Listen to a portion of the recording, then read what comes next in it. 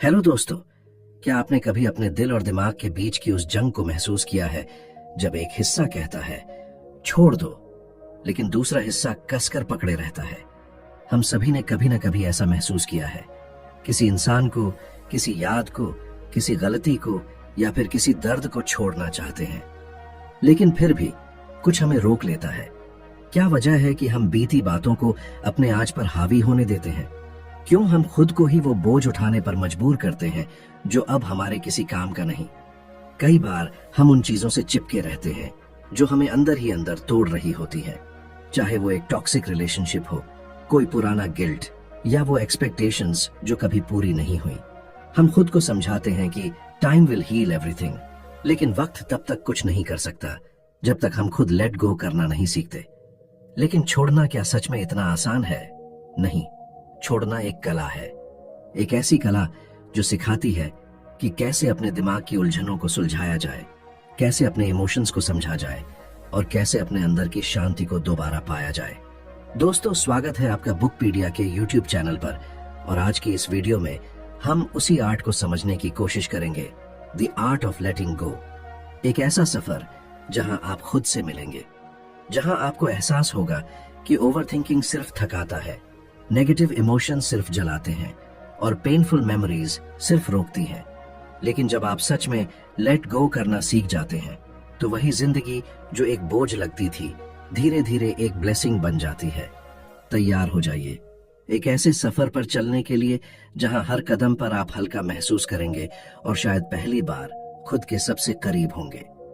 Chapter 1, the art of letting go. कभी आपने सोचा है कि हम कुछ चीजों को क्यों नहीं छोड़ पाते, भले ही वो हमें तकलीफें ही क्यों ना दे रही हो? एक बीता रिश्ता जो अब सिर्फ दर्द देता है, लेकिन फिर भी हम उसकी पुरानी तस्वीरों को हर हफ्ते देखते हैं। एक गलती जो सालों पहले हुई थी लेकिन आज भी रात को आंखों से नींद चुरा लेती है, या फिर कोई सपना जो कभी पूरा नहीं हुआ लेकिन अब भी दिल का एक कोना उसी के पीछे जिंदा रहता है। ये जो छोड़ने में हिचक होती है ना, यही असली जंग होती है, अपने अंदर की, अपने दिमाग की। लेटिंग गो, ये दो शब्द सुनने में तो आसान लगते हैं, लेकिन इसके पीछे एक पूरा इमोशनल स्टॉर्म छुपा होता है। कोई कहता है मूव ऑन कर लो, तो कोई कहता है पास्ट को पास्ट में छोड़ दो, लेकिन कोई ये नहीं बताता कि ये करना कैसे है। दिल तो कहता है कि बस सब भुला दूं, लेकिन दिमाग हर उस पल को रिवाइंड करता है, क्या, क्यों और कैसे हुआ। जरा एक लड़की की कहानी सुनिए, नेहा, एक एम्बिशियस लड़की जिसने अपने करियर के लिए बहुत कुछ छोड़ा, लेकिन एक रिश्ता ऐसा था जिसे वो कभी नहीं छोड़ पाई। वो रिश्ता कब टॉक्सिक बन गया उसे खुद भी समझ नहीं आया। वो जानती थी कि वो अब खुश नहीं है, फिर भी वो रोज उस इंसान की एक छोटी सी मैसेज टोन के लिए घंटों मोबाइल स्क्रीन देखती रहती थी।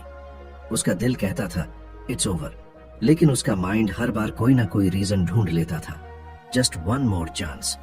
और यही वन मोर चांस ने उसकी सेल्फ वर्थ को धीरे धीरे खत्म कर दिया। कभी कभी हम उस चीज को भी पकड़ कर रखते हैं जिसे हमें कब का छोड़ देना चाहिए था, सिर्फ इसलिए क्योंकि हम उस आदत से, उस कंफर्ट जोन से अलग नहीं हो पा रहे। लेकिन सोचिए, क्या वो कंफर्ट वाकई कंफर्ट है या सिर्फ एक इल्यूजन? लेटिंग गो का मतलब ये नहीं कि आप हार मान रहे हैं, इसका मतलब होता है कि आप खुद को उस जंग से आजाद कर रहे हैं जो अब आपके ग्रोथ में रुकावट बन चुकी है। जब आप किसी इंसान को, किसी रिग्रेट को या किसी मेमोरी को छोड़ते हैं तो आप अपने लिए एक नया रास्ता खोलते हैं, एक ऐसा रास्ता जहां गिल्ट नहीं होता बल्कि फ्रीडम होती है। हमारे समाज में भी एक बिलीफ है, जो चला गया उसे जाने दो, लेकिन जब वो गया हुआ पल हर रोज दिमाग में वापस आ जाए तो जाने कैसे दें? यहीं पर काम आता है खुद से बातचीत करना, खुद को समझाना कि अब बस काफी सह लिया, काफी सोच लिया, अब जीना है अपने लिए। सेल्फ डिस्टेंसिंग एक पावरफुल तरीका है। जब हम अपने ही थॉट से थोड़ी दूरी बना लेते हैं तो क्लैरिटी आने लगती है। इमेजिन कीजिए, आप खुद को एक थर्ड पर्सन की तरह देख रहे हैं, आप अपने पेन को एक आउटसाइडर की तरह ऑब्जर्व कर रहे हैं। तब आपको समझ आता है कि वो दर्द सिर्फ आपकी परसेप्शन में है और उसे बदलना आपके हाथ में है। लेटिंग गो एक प्रैक्टिस है। जैसे मेडिटेशन रोज करते हैं, वैसे ही हर दिन अपने माइंड को ट्रेन करना होता है कि वो उस पुराने बर्डन को थोड़ा थोड़ा छोड़ दे। जैसे जैसे हम ये करते जाते हैं वैसे वैसे मन हल्का होता जाता है, और एक दिन अचानक से वो चीज जो कभी दिल को चीर देती थी अब सिर्फ एक कहानी बन जाती है, एक लेसन, एक मेमोरी, बस और कुछ नहीं। शायद आपको ये सब थ्योरेटिकल लगे, लेकिन सोचिए, जब आप पुराने कपड़े छोड़ सकते हैं जो अब फिट नहीं आते, पुराने फोन्स छोड़ सकते हैं जो अब काम नहीं करते, तो पुरानी सोच, पुराने दुख क्यों नहीं छोड़ सकते? एक ब्रोकन थॉट को पकड़कर रखने से आप सिर्फ और ज्यादा टूटते हैं, और जब आप उसे छोड़ देते हैं तो आप धीरे धीरे हील करने लगते हैं। हर किसी की लाइफ में एक ऐसा पल आता है जहां उसे अपनी इमोशनल लगेज पर दोबारा नजर डालनी पड़ती है कि क्या वाकई ये सब अब भी कैरी करने लायक है, या अब इसे छोड़ देना चाहिए। यही वो मोमेंट होता है जहां से द आर्ट ऑफ लेटिंग गो शुरू होती है। तो अगर आप भी किसी चीज से जकड़े हुए हैं जो अब आपकी स्माइल, आपकी पीस, आपकी एनर्जी खा रही है, तो इस वीडियो को एंड तक देखिए, क्योंकि अगला कदम वही है जो आपको उस बोझ से आजादी दिला सकता है। यही तो है असली शुरुआत, खुद से दोस्ती करने की, खुद की हीलिंग की, और एक नई जिंदगी की। Chapter 2, breaking the chains of negativity. कभी सोचा है हम खुद को इतना नीचा क्यों महसूस कराते हैं? हम दूसरों को तो माफ कर देते हैं, लेकिन खुद को कभी नहीं। एक छोटी सी गलती हो जाए तो महीनों तक खुद को कोसते रहते हैं। कभी खुद से कहा है, मैं अच्छा इंसान नहीं हूं, या मुझसे कुछ नहीं होगा? अगर हाँ, तो ये कहानी आपके लिए है। चलो एक एग्जाम्पल लेते हैं। राहुल, एक टैलेंटेड ग्राफिक डिजाइनर, जिसने अपने कॉलेज में सबको पीछे छोड़ दिया था, लेकिन एक बार उसके क्लाइंट ने उसका डिजाइन रिजेक्ट कर दिया, और उस दिन से राहुल के मन में एक वॉइस गूंजने लगी, you are not good enough. बस यहीं से शुरू हुआ सेल्फ डाउट का सिलसिला। हर बार कुछ नया बनाते हुए वो सोचता, कहीं ये भी रिजेक्ट ना हो जाए। धीरे धीरे वो खुद को रोकने लगा, नए आइडियाज से, नए लोगों से, यहां तक कि अपनी खुद की क्रिएटिविटी से, क्योंकि उसके अंदर एक क्रिटिक बैठ चुका था, उसका इनर क्रिटिक। हम सभी के अंदर ये वॉइस होती है, एक ऐसी आवाज जो हमें कॉन्स्टेंटली जज करती है, क्रिटिसाइज करती है, और हमें बताती है कि हम दूसरों जितने अच्छे नहीं हैं। ये वॉइस धीरे धीरे हमारी सेल्फ कॉन्फिडेंस को निगल जाती है, और फिर हम खुद से ही डरने लगते हैं।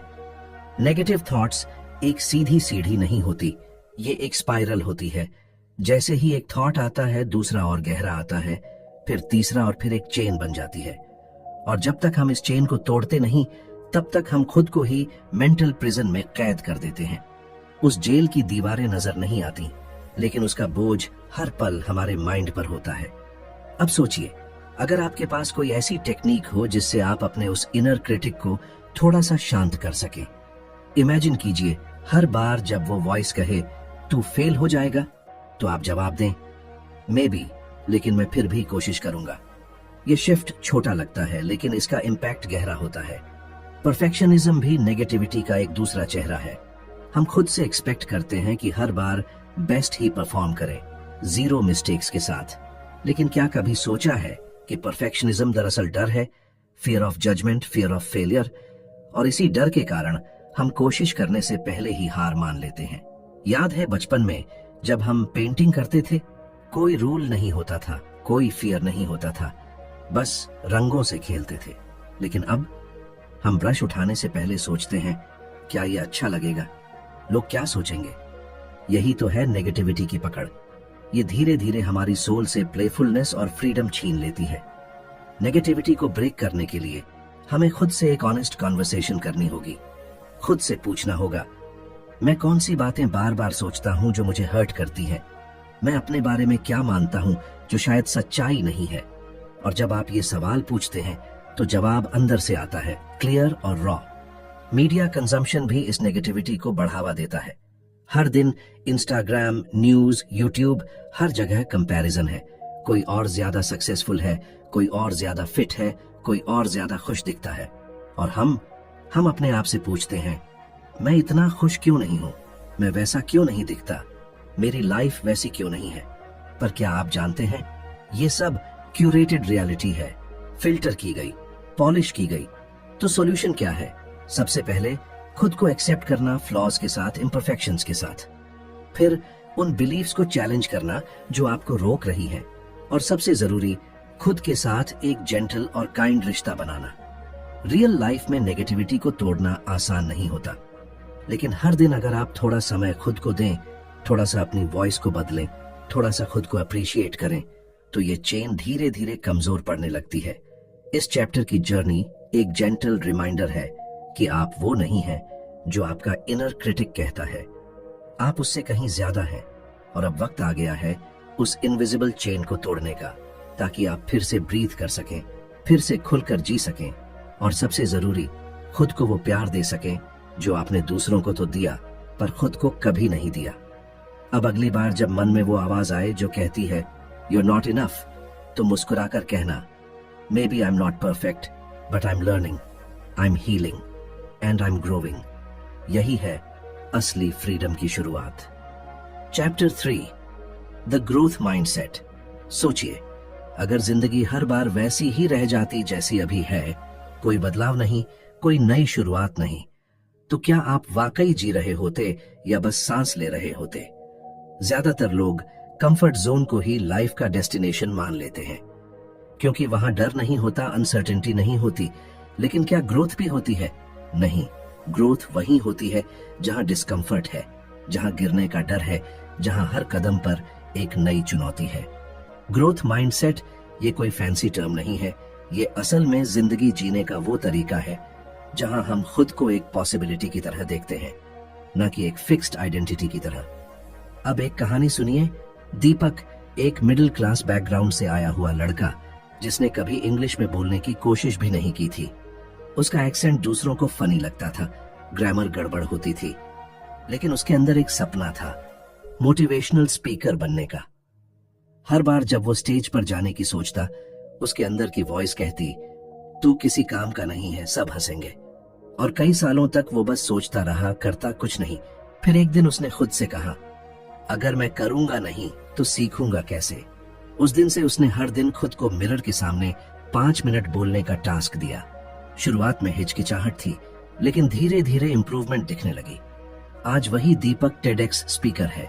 ग्रोथ माइंडसेट इसी को कहते हैं, जब आप फेलियर को एंड नहीं बल्कि बिगिनिंग मानते हैं, जब आप बिलीव करते हैं कि टैलेंट और इंटेलिजेंस जन्म से नहीं, मेहनत से आती है।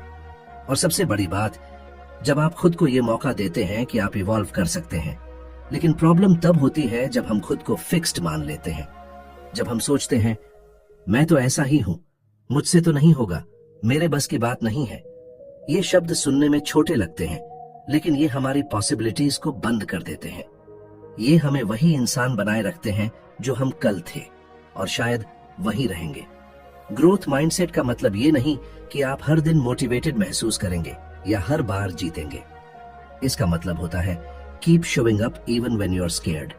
इसका मतलब होता है कंफर्ट जोन को छोड़कर उस जगह जाना जहां लर्निंग पेनफुल तो होती है, लेकिन मीनिंगफुल भी।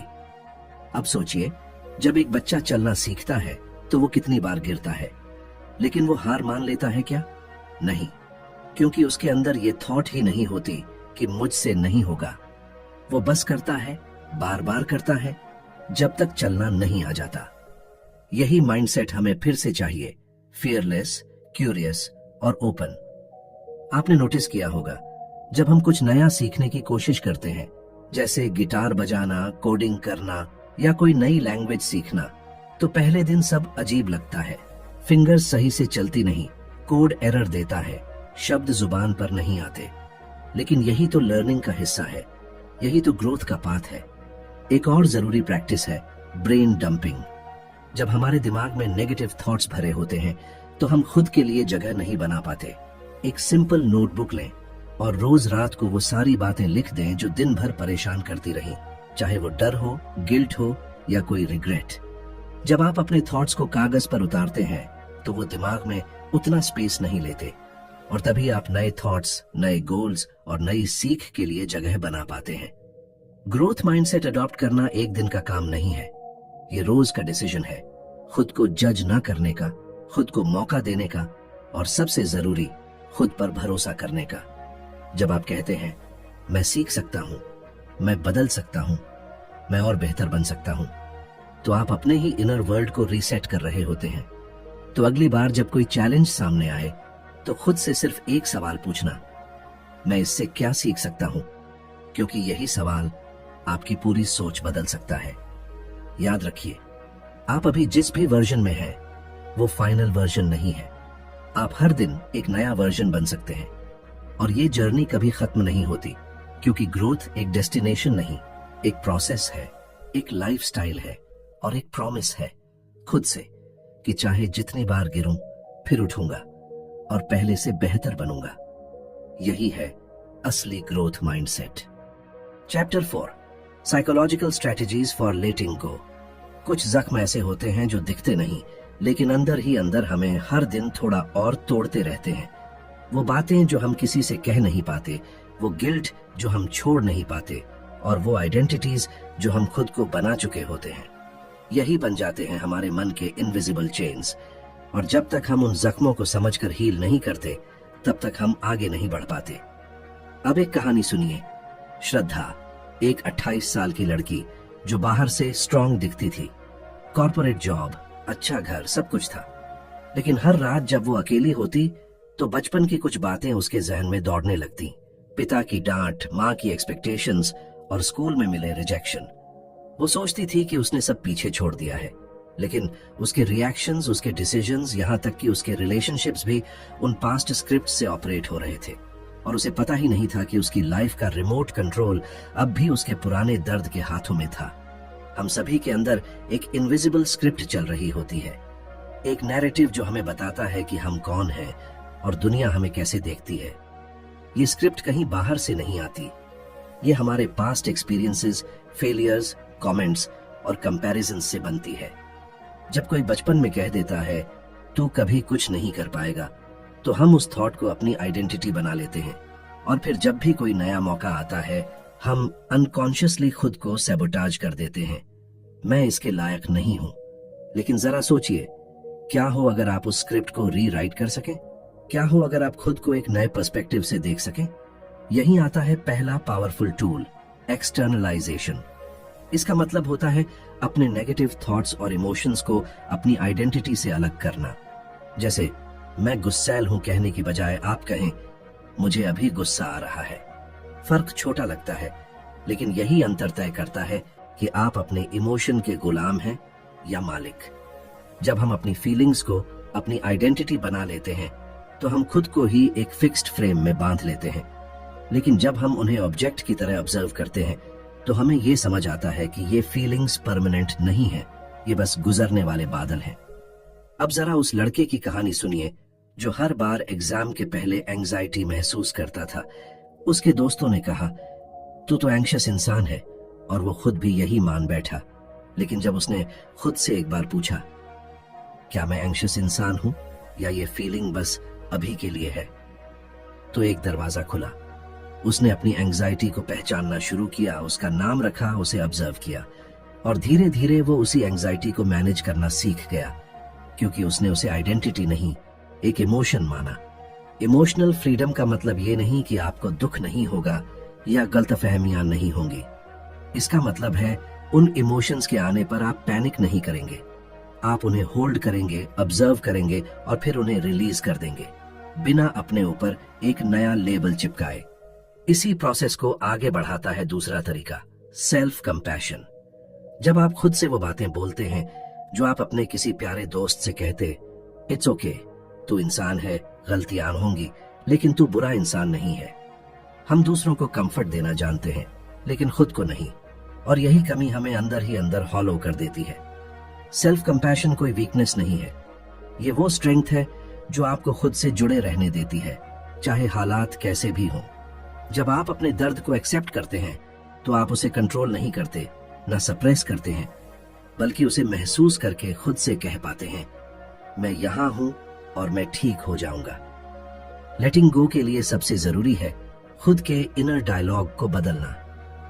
जब आप खुद से हार्श शब्दों में बात करते हैं, तो आप अपने ही माइंड में एक वॉर जोन बना देते हैं। लेकिन जब आप खुद से जेंटली बात करते हैं, जैसे किसी कंफ्यूज्ड बच्चे से, तो हीलिंग शुरू होती है। इस चैप्टर की जर्नी हमें यही सिखाती है कि जो इमोशनल बैगेज हम उठाए फिर रहे हैं, वो हमारे रियल सेल्फ को ढक रहा है। और जब हम साइकोलॉजिकल स्ट्रेटजीज का इस्तेमाल करके उस बैगेज को रिलीज करना शुरू करते हैं, तब हमें पहली बार खुद से मिलने का मौका मिलता है। तो अब सवाल सिर्फ इतना नहीं है कि आप क्या छोड़ना चाहते हैं, सवाल यह है कि आप खुद को कितना अलाउ करते हैं कि आप बदले हील करें और फिर से जीना शुरू करें। Chapter 5, moving beyond the hurt. कभी कभी जिंदगी में ऐसा मोड़ आता है जहां लगता है कि अब कुछ भी पहले जैसा नहीं रहेगा। दिल टूट जाता है, भरोसे बिखर जाते हैं और हमें समझ नहीं आता कि आगे कैसे बढ़ें। लेकिन सबसे अजीब बात यह होती है, जब तक कोई हमें चोट देता है तब तक हम किसी न किसी तरह सह लेते हैं, मगर जब वो इंसान हमें छोड़कर चला जाता है तब तकलीफ की गहराई समझ में आती है और वहीं से शुरू होता है एक ऐसा इमोशनल स्ट्रगल जिससे बाहर निकलना आसान नहीं होता। मगर सवाल सिर्फ इतना नहीं है कि हमें दर्द हुआ, सवाल ये है हम उस दर्द के साथ क्या कर रहे हैं। अब एक कहानी सुनिए, रोहित की। कॉलेज में उसे एक लड़की से सच्चा प्यार हुआ था। सब कुछ परफेक्ट लग रहा था, long calls, surprise gifts, future की प्लान्स। लेकिन एक दिन बिना किसी वजह के उस लड़की ने कांटेक्ट करना बंद कर दिया। रोहित समझ ही नहीं पाया कि हुआ क्या है। वो हर रोज व्हाट्सएप खोलता, लास्ट सीन देखता, टाइपिंग का इंतजार करता, लेकिन मैसेज कभी नहीं आता।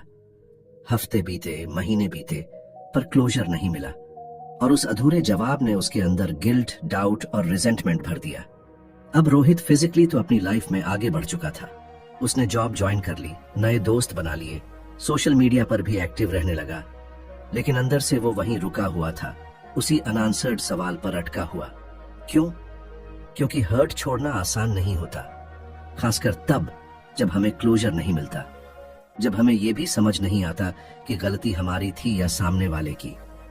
हम बार बार उसी मेमोरी को रिवाइंड करते हैं, उस एक लड़ाई को, उस आखिरी मैसेज को, उस एक्सप्रेशन को, होपिंग कि कहीं कुछ क्लू मिल जाए।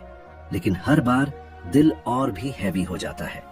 लेटिंग गो ऑफ हर्ट का मतलब ये नहीं कि आपको वीक समझा जाएगा। इसका मतलब होता है आपने खुद के पीस को प्रायोरिटी देना सीख लिया है, क्योंकि जब तक आप उस पेन को पकड़कर बैठे रहेंगे तब तक वो अंदर ही अंदर आपको कंज्यूम करता रहेगा। एक और कहानी याद आती है सुषमा की, जो अपने अब्यूसिव रिश्ते से बाहर आ तो गई थी, लेकिन उसकी आवाज आज भी उसके कानों में गूंजती थी, तू किसी काम की नहीं है। वो हर बार मिरर में खुद को देखती और खुद से कहती, शायद वो सही था। वो खुद को माफ नहीं कर पा रही थी कि उसने इतना सब सहा, और उससे भी ज्यादा वो उसे माफ नहीं कर पा रही थी जिसने उसे तोड़ा। फॉरगिवनेस यहाँ एक जादुई की तरह काम करता है, लेकिन ध्यान रहे, फॉरगिवनेस का मतलब सामने वाले को सही ठहराना नहीं है। इसका मतलब है उस दर्द को अपने सिस्टम से रिलीज करना, ताकि आप फिर से सांस ले सके, ताकि आपकी आज की जिंदगी उस एक इंसान की परछाई में ना जिए। रिजेंटमेंट एक साइलेंट पॉइजन होता है। वो धीरे धीरे आपकी एनर्जी, आपकी खुशी और आपका ट्रस्ट खा जाता है। जब तक आप उस इंसान से नफरत करते रहेंगे, आप असल में उसके ही कंट्रोल में रहेंगे। और सबसे दुखद बात यह है, वो इंसान शायद अपनी लाइफ में बहुत आगे बढ़ चुका है, लेकिन आप उसी पुराने पन्ने पर अटके हैं। अब सवाल ये उठता है, इससे बाहर कैसे आए? पर्सपेक्टिव टेकिंग एक पावरफुल हीलिंग टूल बन सकता है। जब हम खुद को उस इंसान की पोजीशन में रखकर सोचते हैं, तब कई बार हमें क्लैरिटी मिलती है। जरूरी नहीं कि सामने वाला सही था, लेकिन जब हम समझने की कोशिश करते हैं कि उसने वैसा क्यों किया, तो रिजेंटमेंट थोड़ा हल्का होता है, और यही हल्कापन हमें आगे बढ़ने की स्पेस देता है। इमोशनली मूव ऑन करने के लिए एक और जरूरी चीज है बाउंड्रीज सेट करना।